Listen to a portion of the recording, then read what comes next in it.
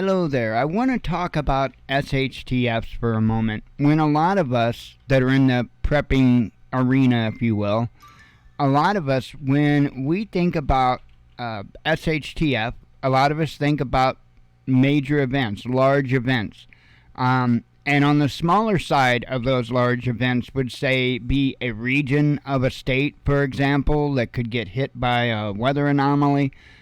We saw Kentucky get hit by massive tornadoes. We saw them get hit by massive floods.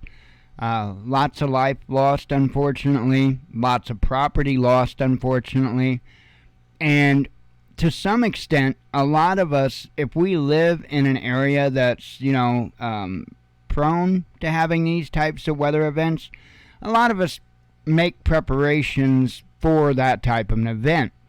However, there are a lot of SHTFs that can be much, much smaller in size and still have a significant impact on a lot of individuals.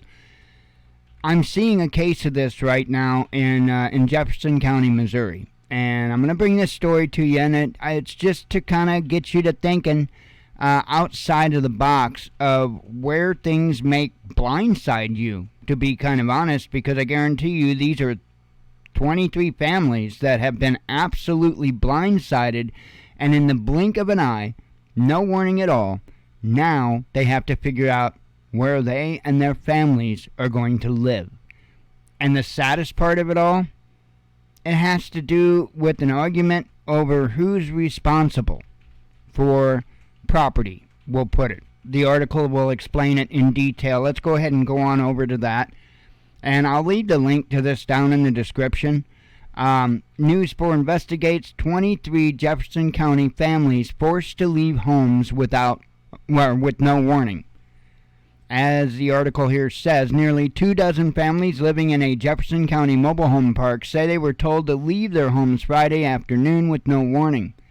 News 4 investigates learned this comes amid a long-running dispute over a sewer line between the property owner and the city of Arnold, leaving families stuck in the middle.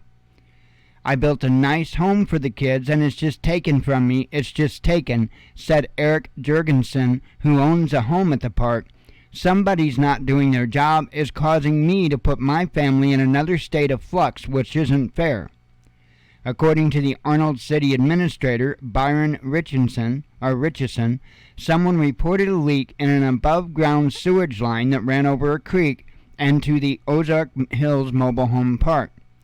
Richardson says crews confirmed the leak Friday morning, and by 7 a.m. he okayed contractors to rip out the line. It is a very serious situation, and we needed to get it fixed as soon as possible, Richardson said. Crews removed the line and stopped sewer. They did not run a temporary line, leaving the homes in the mobile home park inhabitable since city ordinance requires sewer service. We needed to move quickly. It's a very old pipe, Richardson said. I don't know if you could safely put a temporary pipe in.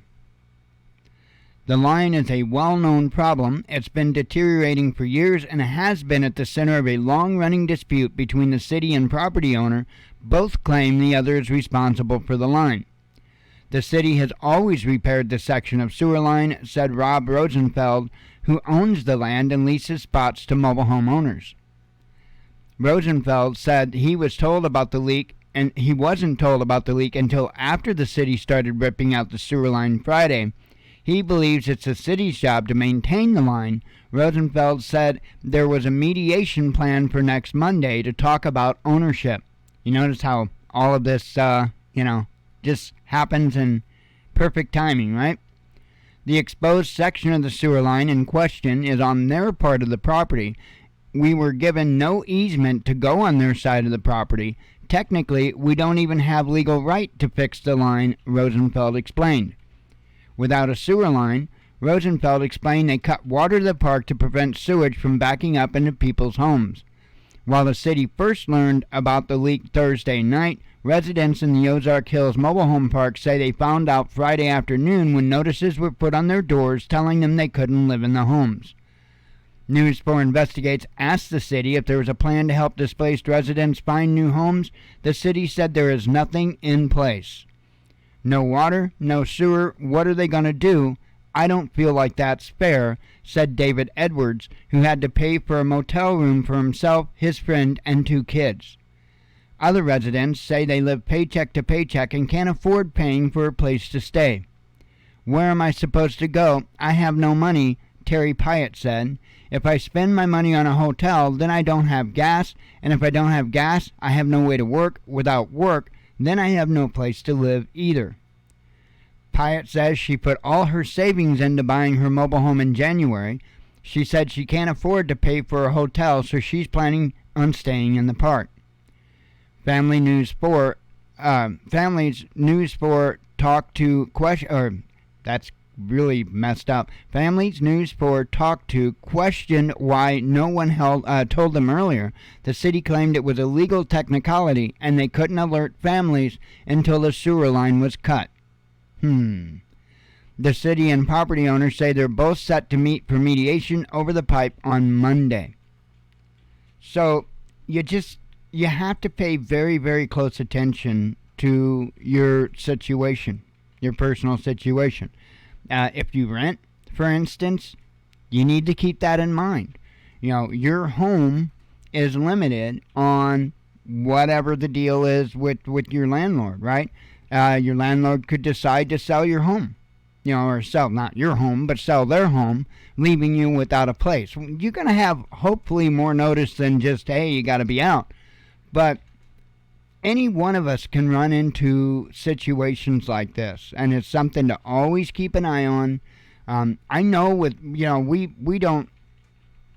there is no way for us to buy a home. There is absolutely no way, which is absolutely strange because probably a mortgage payment would be about the same as rent if it was a small home, right?